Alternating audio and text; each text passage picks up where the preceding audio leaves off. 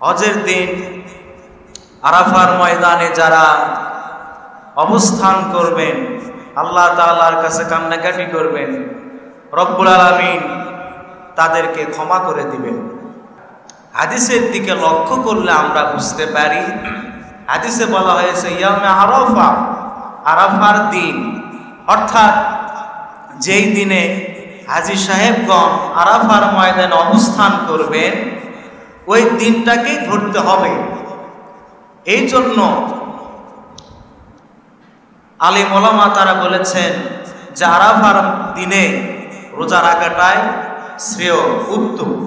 আবার একদল আলেম বলেছেন যদি সন্দেহ থেকেই যায়, যদি কনফিউশন থেকেই যায়, তাহলে ইয়াউমে আরাফা, আরাফার দিবসে রোজা পালন করবে এবং আমাদের বাংলাদেশে 8 তারিখ এবং 9 তারিখ 2 দিনে রোজা পালন করবে, তাহলে সন্দেহ দূর হয়ে যাবে, আল্লাহ তাআলা গুনাহ রাশিও মাফ করে দিবেন। সুবহানাল্লাহ বিহামদি।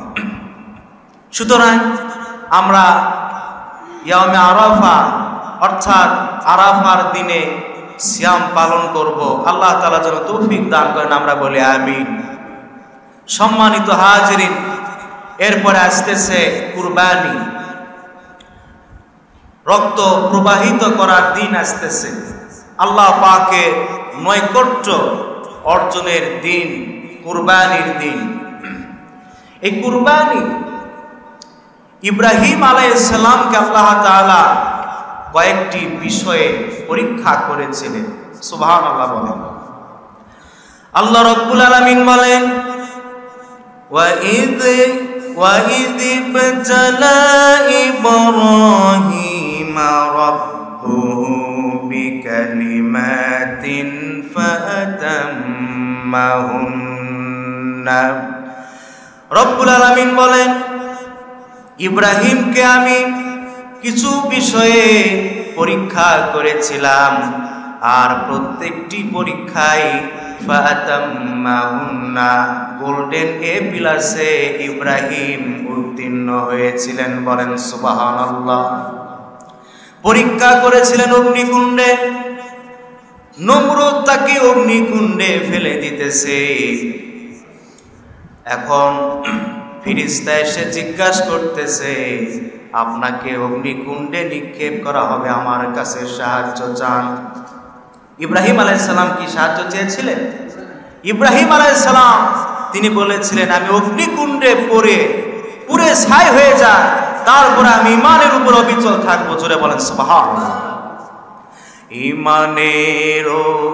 ঈমানের উপর অবিচল থেকে আমার মরণ যেন হয়, তোমারই কাছে মিনতি আমার, তোমারই কাছে মিনতি আমার, মহামহিম দয়াময়। ঈমানের পথে অবিচল থেকে আমার মরণ যেন হয়। জোরে বলেন আমিন। আল্লাহ পাক বললেন যে আমি তাকে বেশ কয়েকটি পরীক্ষা করেছি, ফাতাম্মাহুন্না, প্রত্যেকটি পরীক্ষায় ইব্রাহিম আলাইহিস সালাম গোল্ডেন এ প্লাসে পাস করেছিলেন। সুবহানাল্লাহ। আল্লাহ রাব্বুল আলামিন বলেন আমার খলিল যখন প্রত্যেকটি পরীক্ষায় সফলতার সহিত উত্তীর্ণ হলেন, আমি তাকে জানিয়ে দিলাম ক্বালা ইন্নী জাইলুকা লিন্নাসি ইমামা। হে আমার খলিল, আমি তোমাকে গোটা বিশ্বের মানুষের জন্য নেতা বানায় দিলাম। বলেন সুবহানাল্লাহ। লিন্নাসি ইমামা, মানুষদের জন্য আমি তোমাকে ইমাম বানায় দিলাম, নেতা বানায় দিলাম। চিৎকার দিয়ে বলেন সুবহানাল্লাহ। নেতা আল্লাহ পাক বানায় দিলেন। আল্লাহ পাক নিজে বললেন ইন্নী জাইলুকা লিন-নাসি ইমামা। রব তার বান্দাকে নেতা বলে ঘোষণা করতেছে। তাহলে আল্লাহ তাআলা তাকে যতগুলি পরীক্ষা করেছিলেন, সন্তানকে মরুভূমিতে ফেলে রেখে আসলেন, সন্তান বড় হলো, কুরবানি দাও, জবাহ করো, কুরবানি করার জন্য তিনি আদিষ্ট হলেন। সুবহানাল্লাহ বলেন। এরপরে নিজের খাতনা নিজে করো। ইব্রাহিম আলাইহিস সালাম 80 বছর বয়সে নিজের খাতনা নিজে করেছিলেন। জোরে বলেন আল্লাহু আকবার। এমনি এমনি তাকে আল্লাহ পাক মানব জাতির জন্য ইমাম বানান নাই। আল্লাহ পাক বললেন ইন্নী জাইলুকা লিন-নাসি ইমামা। ইব্রাহিম, আমি তোমাকে মানব জাতির জন্য নেতা বানায় দিলাম, ইমাম বানায় দিলাম। সুবহানাল্লাহ। আজকে আমাদের বাংলাদেশের অবস্থায় দেখেন, নেতা হওয়ার জন্য কে কোন পন্থা অবলম্বন করতেছে। আর আল্লাহ রাব্বুল আলামিন ইব্রাহিম আলাইহিস সালাম কিন্তু নিজ থেকে নেতা হওয়ার জন্য তিনি মত প্রকাশ করে নাই যে আমি নেতা হব। মত প্রকাশ করেছিলেন না, আল্লাহ পাক নিজেই বলছেন আমি তোমাকে নেতা বানায় দিলাম। সুবহানাল্লাহ। আর জোরে বলেন সুবহানাল্লাহ। সেই ইব্রাহিম আলাইহিস সালামের সুন্নাহ আমরা আগামী সোমবারে উদযাপন করতে যাচ্ছি। রাসূল করিম সাল্লাল্লাহু আলাইহি ওয়াসাল্লামকে প্রশ্ন করা হলো, সাহাবায়ে কেরাম বললেন ইয়া রাসূলুল্লাহ সাল্লাল্লাহু আলাইহি ওয়াসাল্লাম যে কুরবানি কি? নবী করিম সাল্লাল্লাহু আলাইহি সাল্লাম বললেন কুরবানি হচ্ছে ইব্রাহিম আলাইহিস সালামের সুন্নাহ। সুবহানাল্লাহ। তাহলে ইব্রাহিম আলাইহিস সালামকে আল্লাহ পাক সম্মান দিয়েছেন, আমার আপনার নবী মুহাম্মদ সাল্লাল্লাহু আলাইহি সাল্লাম তিনিও সম্মান দিয়েছেন। জোরে বলেন সুবহানাল্লাহ। এখন আমাদের বাংলাদেশে এই কুরবানিকে কেন্দ্র করে বিশেষ করে যুব সমাজ তারা আনন্দ উল্লাস করে, নিষেধ নাই। আনন্দ উল্লাস করার জন্য ইসলাম বলেছে, নবীজি বলেছেন যে তোমরা ঈদের দিনে আনন্দ উল্লাস করো। কিন্তু এই আনন্দ উল্লাস করতে গিয়ে আজকে ইয়ং জেনারেশন, তরুণ যুবকেরা তারা যখন চাঁদ ওঠে পটকা ফোটায়, বাজি ফোটায়, তারপরে ডিজে গান বাজায়। কথা সত্য না মিথ্যা? এগুলো হিন্দুদের কালচার, বিধর্মীদের কালচার আমাদের মুসলমানদের সমাজে ঢুকে গিয়েছে। বড়ই আফসোসের বিষয়। আবার ঈদের দিনে মাঠ থেকে ঈদের নামাজ আদায় করে আসার পরে বড় বড় বক্স এগুলি গান বাজাবে, ডিজে গান, বিভিন্ন শব্দ দিয়ে গান বাজাবে যুব সমাজ। আছে না নাই? কথা বলেন, আছে না নাই? আমি যুব সমাজদেরকে আহ্বান করব, ঈদের দিন পবিত্র দিন, আল্লাহ পাকের পক্ষ থেকে পুরস্কার পাওয়ার দিন। এই দিনে আমাদের উচিত হবে আল্লাহকে সন্তুষ্টি কিভাবে করব। আমরা আল্লাহকে সন্তুষ্টি করার পরিবর্তে শয়তানকে সন্তুষ্ট করছি। কথা বলেন ঠিক কিনা? গান বাজনা, ডিজে পার্টি এগুলো করলে শয়তান খুশি হয় কি হয় না? শয়তান খুশি হয়, আল্লাহ নারাজ হয়ে যায়। আমরা তো শয়তানকে খুশি করতেছি। তাই আমি যুবকদেরকে বলবো যে ঈদের দিনে ঈদের নামাজ আদায় করার পর আল্লাহ পাকের কাছে সবচাইতে পছন্দনীয় ইবাদত হচ্ছে জবাহ করা, পশু জবাহ করা। নবীজি বলেছেন যে কুরবানিকৃত পশুর রক্ত মাটিতে পড়ার আগেই আল্লাহ রাব্বুল আলামিনের কাছে তা কবুল হয়ে যায়। বলেন সুবহানাল্লাহ। এবং এই কুরবানিকৃত পশু রক্ত, পশম, তারপরে আপনার হাড্ডিগুলি, খুরগুলি আল্লাহ পাকের কাছে কিয়ামতের দিনে উপস্থিত করা হবে। সুবহানাল্লাহ বলবেন না? এই মহান একটি উৎসব আমাদের জন্য একটি ইবাদত। এই ইবাদতের সঙ্গে আমরা কেন ডিজে পার্টি করব, ডিজে গান বাজাবো? আমি যুবকদেরকে অনুরোধ করতেছি, বাবা তোমরা ডিজে পার্টি করবে না, গান বাজনা বাজাবে না। বক্স যদি বাজানোর এত ইচ্ছাই হয় তাহলে তোমরা কোরআন তেলাওয়াত বাজাও, নিষেধ নাই। আলিম ওলামাদের আলোচনা, ওয়াজ, নসিহত এগুলি বাজাও নিষেধ নাই, ইসলামী গান বাজাও নিষেধ নাই, কিন্তু বাদ্যযন্ত্রের মাধ্যমে যেগুলি গান পরিবেশিত হয় এগুলি আমাদের জন্য হারাম। এগুলি আমাদের জন্য কি হারাম। গান শুনলে অন্তর মরে যায়। অন্তর কি হয়ে যায়? মরে যায়। এমনিতে তো আমাদের অন্তর মরা। আবার দেখবেন যে কুরবানির ভিতরে, কুরবানির দিনে আমরা দেখি, প্রত্যেক বছরই দেখি, হয়তো এবারেও দেখব, সোশ্যাল মিডিয়াতে একটা গেঞ্জি কিনবে যুবকেরা। যুবকেরা মন খারাপ করতেছে, সত্য কথাই তো বলতেছে।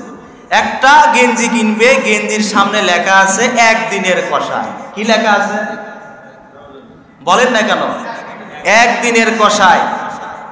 ব্যাস, গেঞ্জি পরবে, মাথায় একটা পরবে গামছা, গামছা পরবে, বড় একটা ছুরি নিবে হাতে, রক্ত মাখা ছুরি নিয়ে ব্যাস সেলফি উঠাবে, ছবি উঠাবে, ফেসবুকে দিবে যে একদিনের কষাই। আছে না নাই?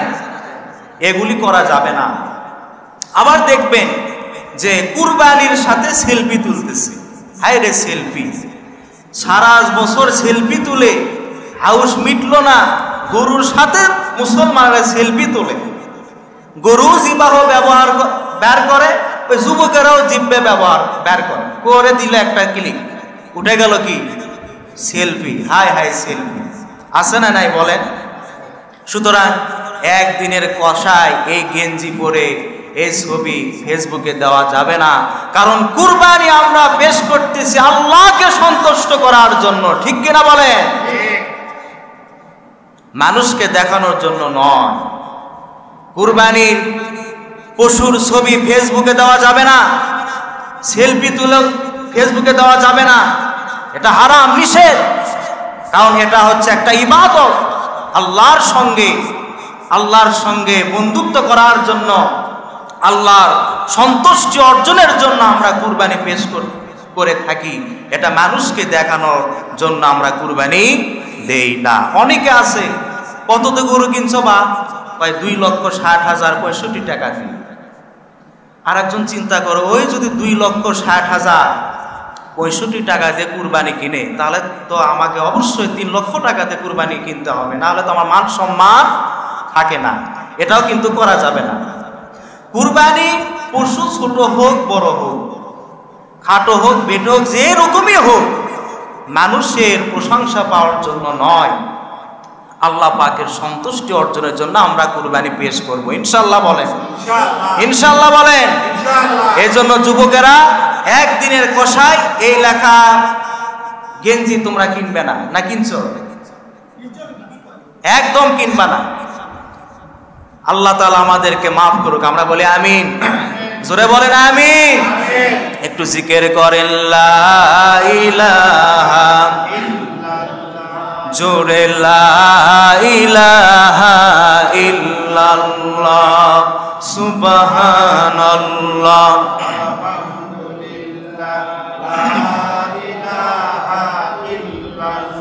লা ইলাহা ইল্লাল্লাহ, মুহাম্মাদুর রাসূলুল্লাহ সাল্লাল্লাহু আলাইহি ওয়াসাল্লাম।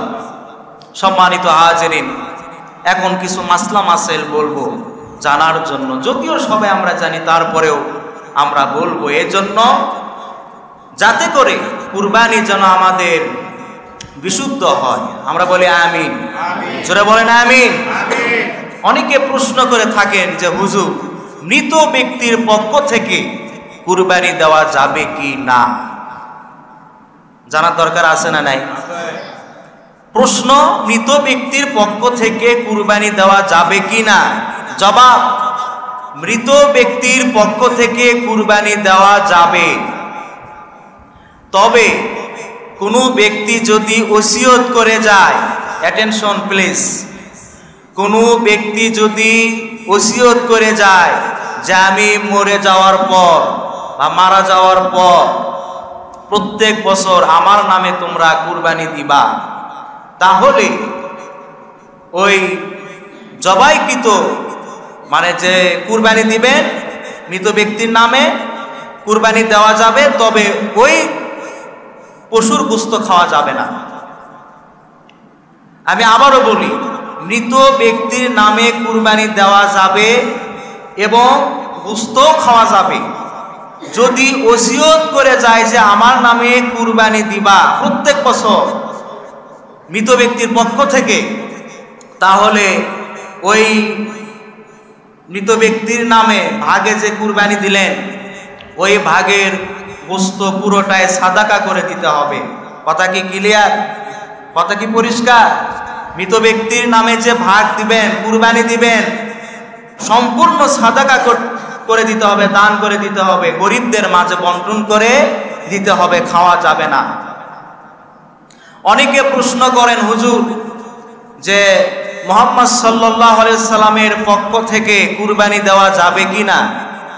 জবাব, মুহাম্মদ সাল্লাল্লাহু আলাইহি সাল্লামের পক্ষ থেকে কুরবানি দেওয়া 100 বার যাবে, বৈধ, এবং এটা বড়ই সৌভাগ্যের বিষয়। সুবহানাল্লাহ বলেন। তিরমিজি শরীফের হাদিসে এসেছে, হযরত আলী রাদিয়াল্লাহু তাআলা আনহু প্রত্যেক বছর মুহাম্মদ সাল্লাল্লাহু আলাইহি সাল্লামের পক্ষ থেকে তিনি কুরবানি পেশ করতেন। সুবহানাল্লাহ। সুতরাং মুহাম্মদ সাল্লাল্লাহু আলাইহি সাল্লামের পক্ষ থেকে কুরবানি দেওয়া যাবে এবং এটা আমাদের উচিত।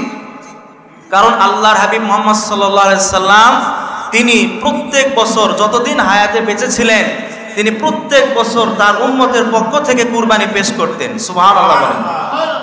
তাহলে আমাদের কি উচিত নয় যে মুহাম্মদ সাল্লাল্লাহু আলাইহি সাল্লামের পক্ষ থেকে কুরবানি দেওয়া? কথা বলেন না কেন? তাহলে আমরাও ইনশাআল্লাহ আমাদের নবী মুহাম্মদ সাল্লাল্লাহু আলাইহি সাল্লামের পক্ষ থেকে কুরবানি দেব ইনশাআল্লাহ বলেন। সম্মানিত হাজিরিন, কুরবানির ক্ষেত্রে আমরা আরেকটা ভুল করে থাকি, সেটা হলো যে আমরা যখন জবাহ করি অনেকে দেখবেন যে খাতার কলম নিয়ে এসে যিনি জবাহ করবেন তাকে খুব তাড়াহুড়ো করে দিবে, এই যে নাম, এই 7 জনের নামে আপনি জবাহ করেন। না, 7 জনের নামে নয়, বলতে হবে 7 জনের পক্ষ থেকে আপনি আল্লাহর নামে জবাহ করেন। সুবহানাল্লাহ বলবেন না? এই ভুল আমাদের হয় কি হয় না? যে অমুকের নামে জবাহ করলাম, আল্লাহু আকবার, না, হারাম হয়ে যাবে। বলতে হবে যে এই 7 জনের পক্ষ থেকে অথবা এই ব্যক্তির পক্ষ থেকে আল্লাহ তাআলার নামে জবাহ করলাম। আর জবাহ করার পূর্বে বিসমিল্লাহি আল্লাহু আকবার বলতে হবে। যদি উপস্থিত যারা আছে, ফতোয়ার কিতাবে এসেছে সবাইকে বিসমিল্লাহি আল্লাহু আকবার বলতে হবে। যদি সবাই নাও বলে, যিনি জবাহ করবেন তাকে বলতে হবে বিসমিল্লাহি আল্লাহু আকবার। যদি কেউ না বলে বিসমিল্লাহি আল্লাহু আকবার, তাহলে ওই জবাইকৃত পশুর গোশত খাওয়া মুসলমানদের জন্য হালাল না হারাম? জোরে বলেন। হারাম হয়ে যাবে, আর ওটা তো কুরবানি হবেই না, কুরবানি হবে না। সুতরাং আমরা যারা কুরবানি দিচ্ছি তাদের পক্ষ থেকে জবাই করব কার নামে? আল্লাহর নামে জবাহ করব। আল্লাহ তাআলা কবুল করুন, আমরা বলি আমিন। সূরা বলেন আমিন। আর জবাহ করার পরে পরিবেশটা সুন্দর রাখার জন্য আমরা কি করব? রক্তগুলি পরিষ্কার করব। যেগুলি আবর্জনা ময়লা থাকবে এগুলি আমরা মাটির নিচে গর্ত করে পুঁতিয়ে রাখবো ইনশাআল্লাহ বলে। জোরে বলেন ইনশাআল্লাহ। সম্মানিত হাজিরিন, এই যে আমরা কুরবানি দিচ্ছি এটা আল্লাহ পাকের সন্তুষ্টি করার জন্য। গত জুমাতে বলেছিলাম যে কুরবানিকৃত পশুর গোশত এবং রক্ত আল্লাহ পাকের কাছে পৌঁছে না। আল্লাহ পাকের কাছে যেটা পৌঁছে সেটা হচ্ছে তাকওয়া। সেটা কি? তাকওয়া। যার তাকওয়া যত বেশি তার আমলও তত বেশি কবুল হয়ে যায়। বলেন সুবহানাল্লাহ। আল্লাহ পাক বলছেন ইন্নামা ইয়াতাকাব্বালুল্লাহু মিনাল মুত্তাকিন, নিশ্চয় আল্লাহ তাআলা মুত্তাকিদের সব আমলগুলি কবুল করে থাকেন। সুবহানাল্লাহ। এজন্য যারা আমরা কুরবানি দিব অন্তত অন্তরে যেন তাকওয়া থাকে, পরহেজগারিতা যেন থাকে, কারণ তাকওয়া ছাড়া কুরবানি কবুল হবে না। হবে না, অসম্ভব। তাহলে কোরআন মিথ্যা হয়ে যাবে। কোরআন কি মিথ্যা হওয়ার সম্ভাবনা আছে? অসম্ভব। আল্লাহ পাক মাফ করুন, আমরা বলি আমিন। সম্মানিত হাজিরিন, আরেকটি কথা বলবো, সেটা হচ্ছে এই যে আমরা কুরবানি দিচ্ছি, এটা কিন্তু একটা ইবাদত। এটা একটা কি ইবাদত। অনেকেই চিন্তা করে, আহারে ৭০,০০০ টাকা দিয়ে কুরবানি দিচ্ছি। না, এটা চিন্তা করা যাবে না। আপনি এই যে কুরবানি দিচ্ছেন, ইবাদত মনে করে কুরবানি দিবেন। আল্লাহ পাক এই ৭০,০০০-এর পরিবর্তে ডবল ৭০,০০০ কোন দিক দিয়ে দিবে আপনি টেরই পাবেন না। সুবহানাল্লাহ। আমরা এই পৃথিবীতে যে কাজই করি, যেভাবেই টাকা ইনকাম করি, প্রত্যেকটি টাকার, প্রত্যেকটি সম্পদের হিসাব নিকাশ আল্লাহ পাক নেবে। কথা কি বুঝতে পারতেছেন? সব কিছুর হিসাব আল্লাহ পাক নেবেন। অ্যাটেনশন প্লিজ, মনোযোগ দিয়ে শোনেন। তিনটি জায়গায় আপনি যদি আপনার সম্পদ, আপনার অর্থ খরচ করেন, তাহলে ওই অর্থ, ওই টাকার হিসাব আল্লাহ পাক নেবেন না। কয়টা জায়গায়? তিনটি জায়গায় আপনি আপনার অর্থ, টাকা ব্যয় করেন, আল্লাহ পাক হিসাব নেবেন না। আল্লাহ পাক কিয়ামতের দিন 5টি প্রশ্ন করবেন। এই 5টির জবাব যারা সঠিকভাবে দিতে পারবে না, তারা জান্নাতে যেতে পারবে না। তার মধ্যে অন্যতম একটি প্রশ্ন হচ্ছে, আল্লাহ পাক জিজ্ঞাসা করবেন, বান্দা অর্থ সম্পদ কোথায় থেকে অর্জন করেছিলি আর কোথায় ব্যয় করেছিলি, এই প্রশ্ন কিন্তু করা হবে। তো তিনটি জায়গায় যদি আপনি খরচ করেন, আপনার সম্পদ, ধনভাণ্ডার হিসাব আল্লাহ পাক নেবেন না। 1 নম্বর, আপনি যদি পরিবারের সদস্যদের জন্য টাকা খরচ করেন, অর্থ ব্যয় করেন, যে পরিমাণ টাকা, যে পরিমাণ অর্থ আপনি খরচ করলেন, এই পরিমাণ টাকা এবং অর্থের হিসাব আল্লাহ পাক কিয়ামতের দিন নেবেন না। সুবহানাল্লাহ বলেন। পরিবারের সদস্য, মা বাবা, সন্তান, স্ত্রী, এদেরকে নিয়ে, দাদা দাদি, এদেরকে নিয়ে একটা আমাদের পরিবার। এই পরিবারের জন্য আপনি যা খরচ করবেন, এই সম্পদের হিসাব আল্লাহ পাক নেবেন না। বলেন সুবহানাল্লাহ। সুতরাং পরিবার সদস্যদের জন্য প্রাণ উজাড় করে খরচ করবেন। আমাদের মধ্যে অনেক মানুষ আছে, আমরা বাইরে জম্মের খাবার খাই, অথচ পরিবারের জন্য সপ্তাহে একদিন আমরা গরুর গোশত কিনি না। এরকম লোক আছে না নাই বলেন?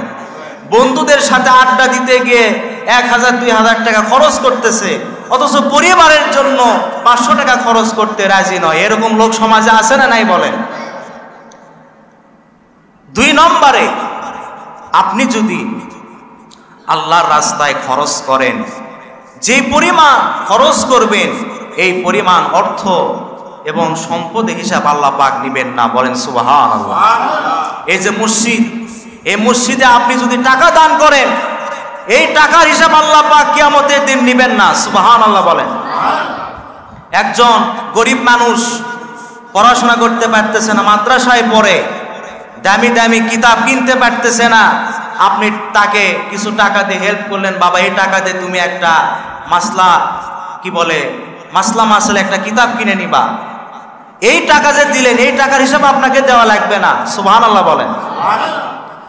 আর বর্তমানে সবচাইতে বড় জিহাদ হচ্ছে ইসলামী বই কিনা। আমরা তো বই আর পড়ি না, আমরা সহজে ওই যে ইউটিউবে আপনার লিখলেই বললে আমরা সব কিছু পেয়ে যাচ্ছি। কিন্তু ইউটিউবে যা বলতেছে সব কি সত্য হতে পারে? না। আপনি নিজে বই পড়বেন, তারপরে আমল করবেন, এর ভিতরে মজা আছে। কথা বলেন ঠিক না বেটি? সুতরাং আপনারা বেশি করে বই কিনবেন, ইসলামী বই কিনবেন। আর যারা গরিব মেধাবী ছাত্র আছে, তাদেরকে ইসলামী বই কিনে দিবেন। আল্লাহ পাক কবুল করুন, আমরা বলি আমিন। সম্মানিত হাজারিন, 3 নম্বর জায়গা হলো, যারা জিহাদের ময়দানে, নবীজি বলেছেন যে তোমার জিহাদে যাওয়ার মতো শক্তি নাই, সামর্থ্য নাই, কিন্তু যারা জিহাদের ময়দানে যাচ্ছে আল্লাহর রাস্তায় জিহাদ করার জন্য, বাতিলের বিরুদ্ধে, তাদেরকে যুদ্ধ করার জন্য যদি একটা তরবারি বানিয়ে দাও, যুদ্ধ করার জন্য যদি একটা ঢাল বানিয়ে দাও, যে পরিমাণ টাকা সম্পদ তুমি ব্যয় করবে, এই অর্থ সম্পদ, টাকা পয়সার হিসাব আল্লাহ পাক কিয়ামতের দিন নেবেন না। জোরে বলেন সুবহানাল্লাহ। তাহলে কয়টা জায়গা? জোরে বলেন। একটা হচ্ছে পরিবার, একটা কি পরিবার, একটা হচ্ছে আল্লাহর রাস্তায়। ব্যাখ্যা দিলাম না, সময় কম। 3 নম্বরে জিহাদের ময়দানে যারা যুদ্ধ করতে যাবে তাদেরকে উৎসাহী করার জন্য কিছু খাবার কিনে দিলেন, অস্ত্র শস্ত্র বানানোর জন্য টাকা দিলেন। এই যে আপনি টাকা ব্যয় করবেন, সম্পদ ব্যয় করবেন, এর হিসাব আল্লাহ পাক কিয়ামতের দিন নেবেন না। বলেন সুবহানাল্লাহ, আরো জোরে বলেন সুবহানাল্লাহ। ইসলাম কত সুন্দর, ইসলাম কত সুন্দর। একজন মুসলমান যা করবে সব ইবাদতের মধ্যে গণ্য হয়ে যাবে। জোরে বলেন আল্লাহু আকবার। আর একটা কথা বলি, পরে আবার ভুলে যাব। সেটা হচ্ছে তাকবীর পাঠ করার বিষয়টা। আমরা তাকবীর, আমি গত জুমাতে বলেছিলাম যে জিলহজ মাসের প্রথম দিন থেকেই 10টা আমল করবেন, বলেছিলাম না? 10টা আমল করেছেন তো? যারা করেছেন আলহামদুলিল্লাহ। তাদের এই 10টা আমলের মধ্যে অন্যতম আমল ছিল তাকবীর পাঠ করা। আল্লাহু আকবার, আল্লাহু আকবার, লা ইলাহা ইল্লাল্লাহু, আল্লাহু আকবার, আল্লাহু আকবার, ওয়ালিল্লাহিল হামদ। এই তাকবীরটা বেশি বেশি করে পাঠ করবেন। বিশেষ করে জিলহজ মাসের 9 তারিখ ফজর নামাজ থেকে শুরু করে জিলহজ মাসের 13 তারিখ আসর নামাজ পর্যন্ত মোট 23 ওয়াক্ত নামাজের পরে এই তাকবীর পাঠ করা সমস্ত মুসলমানের জন্য ওয়াজিব। সুবহানাল্লাহ বলেন। একবার পাঠ করা ওয়াজিব। যদি কোনো মুসলমান এই তাকবীর পাঠ না করে তাহলে ওয়াজিব ছুটে যাওয়ার কারণে ওই ব্যক্তি গুনাহগার হবে। বলেন নাউজুবিল্লাহ। তাহলে আমাদের বাংলাদেশে জিলহজ মাসের 9 তারিখ অর্থাৎ আগামী রবিবার ফজর নামাজ থেকে শুরু করে আগামী বৃহস্পতিবার আসর নামাজ পর্যন্ত মোট 23 ওয়াক্ত নামাজে এই তাকবীর পাঠ করতে হবে। একবার পাঠ করা ওয়াজিব। তবে আহলে সুন্নাহ ওয়াল জামাতের মশহুর আলিম ওলামা তারা বলেছেন যে একবারের সহিত আমরা আরো 2 বার অর্থাৎ 3 বার পাঠ করব। কারণ তাকবীর যত বেশি পাঠ করবেন আপনার গুনাহ হবে না নেকি হবে? সওয়াব হবে না গুনাহ হবে? সুতরাং আমরা সেই ফতোয়াটা অনুসরণ করে ফরজ নামাজের পর সালাম, ইমাম সাহেব যখনই সালাম ফিরাবে, ইমাম সাহেবের হয়তো মনে নাও থাকতে পারে, পিছনের মুসল্লিরা শুরু করে দিবেন আল্লাহু আকবার, আল্লাহু আকবার, লা ইলাহা ইল্লাল্লাহু, আল্লাহু আকবার, আল্লাহু আকবার, ওয়ালিল্লাহিল হামদ। এটা 3 বার পাঠ করব। কয়বার? 3 বার। কিন্তু ফতোয়ার কিতাবে লেখা আছে একবার। এটা কেন বলা হয়েছে যে একবার পাঠ করা ওয়াজিব? এটা এই জন্য বলা হয়েছে গুরুত্ব বোঝানোর জন্য। যদি কেউ তাকবীর পাঠ না করে তাহলে সে গুনাহগার হবে, এটা গুরুত্ব বোঝানোর জন্য বলা হয়েছে একবার পাঠ করা ওয়াজিব। একবার পাঠ করা কি ওয়াজিব। আর কোনো ব্যক্তি যদি 3 বার পাঠ করে তাহলে মুস্তাহাব, ওয়াজিব আদায় হলো, মুস্তাহাব আদায় হয়ে গেল। জোরে বলেন সুবহানাল্লাহ। সুতরাং কেউ যদি একবার পাঠ করে তাও ঠিক আছে, কেউ যদি 3 বার পাঠ করে সে পক্ষেও আমরা আছি। আবার তাকবীর পাঠ করি আল্লাহু আকবার, আল্লাহু আকবার, জোরে লা ইলাহা ইল্লাল্লাহু, আল্লাহু আকবার, আল্লাহু আকবার, ওয়ালিল্লাহিল হামদ, আল্লাহু আকবার, আল্লাহু আকবার, লা ইলাহা ইল্লাল্লাহু, আল্লাহু আকবার, আল্লাহু আকবার, ওয়ালিল্লাহিল হামদ। জিকির লা ইলাহা ইল্লাল্লাহ, লা ইলাহা ইল্লাল্লাহ, জোরে লা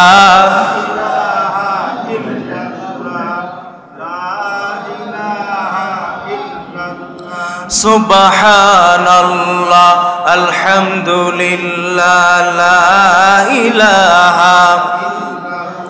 লা ইলাহা ইল্লাল্লাহু মুহাম্মাদুর। সম্মানিত হাজিরিন, আর কয়েক মিনিট কিছু কথা বলে শেষ করে দেব। আমরা যখন কুরবানি পশু জবাহ করব তখন দেলটা একটু নরম করে দিবেন। খেয়াল করবেন ইব্রাহিম আলাইহিস সালামের দিকে, শুনতেছেন কথা? দেল একেবারে নরম করে দিবেন, আর খেয়াল করবেন ইব্রাহিম আলাইহিস সালামের ওই ইতিহাসের দিকে, যে ইব্রাহিম আলাইহিস সালাম তার সন্তানকে জবাহ করার জন্য আদিষ্ট হলেন। ইসমাইল আলাইহিস সালাম শুয়ে পড়লেন, পিতা ছুরি চালাবেন, এই ইতিহাসের দিকে লক্ষ্য করে কুরবানি জবাহ করবেন। ইব্রাহিম আলাইহিস সালাম যখন তার পুত্র ইসমাইলকে জবাহ করার জন্য যখন শুয়ে দিলেন, আসমানের সমস্ত ফেরেশতারা তারা কান্নার রোল পড়ে গিয়েছিল। জিবরাইল আলাইহিস সালাম আল্লাহকে বলছেন, আল্লাহ এটা কি খেলা আপনি খেলতেছেন? আল্লাহু আকবার বলবেন না? আল্লাহু আকবার। আল্লাহ তাআলা বললেন, জিবরাইল আমার ইব্রাহিমের খেলা শুধু দেখে যাও, দেখো শেষে কি হয়। সুবহানাল্লাহ। ইব্রাহিম আলাইহিস সালাম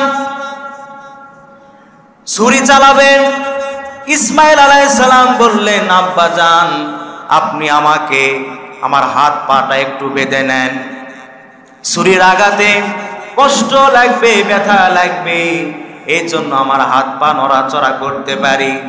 আপনি পয়গাম্বর এবং আমার পিতা ইব্রাহিম আলাইহিস সালাম, আমার হাত পা যদি আপনার শরীরে লেগে যায় আব্বা জান, বেয়াদবি হয়ে যাবে, বেয়াদবির খাতায় আমার নাম লেখাতে চায় না, রশি দিয়ে আমার হাত পাটা একটু বেঁধে আমাকে জবাহ করে। ইব্রাহিম আলাইহিস সালাম রশি দিয়া যখন ইসমাইলকে হাত পা বাঁধার জন্য প্রস্তুতি নিলেন, ইসমাইল আলাইহিস সালাম বলছেন, আব্বা জান হাত পা বাঁধার কোনো দরকার নাই, এতটুকু নড়াচড়া করব না, আপনি ছুরি চালান। ইব্রাহিম আলাইহিস সালাম বললেন, বাবা একবার হাত পা বাঁধার জন্য বলো, আর একবার নিষেধ করো, বিষয়টা কি? ইসমাইল আলাইহিস সালাম বললেন, আব্বা জান এই জন্য নিষেধ করতেছি, হাসরের ময়দানে হয়তোবা এই প্রশ্ন উঠতে পারে, পিতার প্রস্তাবে সন্তান রাজি ছিল না বলে হাত পা বেঁধে জবাহ করেছে, এই সুযোগ আমি দিতে চাই না, আপনি আমাকে জবাহ করেন, আমি এতটুকু নড়াচড়া করব না। আর আমার এই জবাহ হওয়ার পরে রক্ত মাখায় জামাটা নিয়া আমার মা হাজেরাকে দিবেন, আর বলবেন ধৈর্য ধারণ করো, তোমার সন্তান বলে গিয়েছে, তোমার সন্তান ইসমাইল আমাকে বলে গিয়েছে। আমার মাকে, আব্বা আপনি সুসংবাদ দিবেন, এই জামাটা নিয়ে যেন আমার মা ধৈর্য ধারণ করেন, আর জান্নাতের সিঁড়িতে আমার মা হাজেরার সাথে আমার সাক্ষাৎ হয়ে যাবে। ইব্রাহিম আলাইহিস সালাম বিসমিল্লাহি আল্লাহু আকবার বলে ছুরি চালালেন, পুত্রের গলায় যখন ছুরি চালায় দিলেন, আল্লাহ রাব্বুল আলামিন জিব্রাইলকে ডাক দেয়া বলেন, জিব্রাইল আমার খলিল গোল্ডেন এ প্লাসে উত্তীর্ণ হয়ে গেছে, জান্নাত থেকে দুম্বাটা নিয়ে যাও, আদম আলাইহিস সালামের পুত্র হাবিলের যে কুরবানি দিয়েছিল ওইটা আল্লাহ রাব্বুল আলামিন জান্নাতে সংরক্ষণ করে রেখেছিলেন। জিব্রাইল জলদি করে আমার ওই দুম্বাটা নিয়ে যাও, ইসমাইলকে সরায় দিয়া দুম্বাটা যেন জবাহ হয়ে যায়। ইব্রাহিম আলাইহিস সালাম চক্ষু বন্ধ করে বিসমিল্লাহি আল্লাহু আকবার বলে ছুরিটা চালাতে দিয়েছিলেন। চক্ষু খুলে তিনি তো আর জানতেন না যে জান্নাত থেকে দুম্বা এসেছে, তিনি তো জানতেন না যে আমার সন্তান জবাহ হবে না, তিনি এটাই জানেন যে আমার সন্তান ইসমাইল জবাহ হয়ে গিয়েছে। চক্ষুটা খুলে দেখেন, এটা কত বড় পরীক্ষা একটুখানি চিন্তা করেন। চক্ষুটা খুলে দেখেন ইসমাইল পাশে দাঁড়িয়ে আছে, আর একটা পশু দুম্বা জবাহ হয়ে গিয়েছে। আল্লাহ রাব্বুল আলামিন ইব্রাহিমকে ডাক দিয়া বলেছিলেন, ও وناديناه أن يا إبراهيم قد صدقت الرؤيا إنا كذلك نجزي المحسنين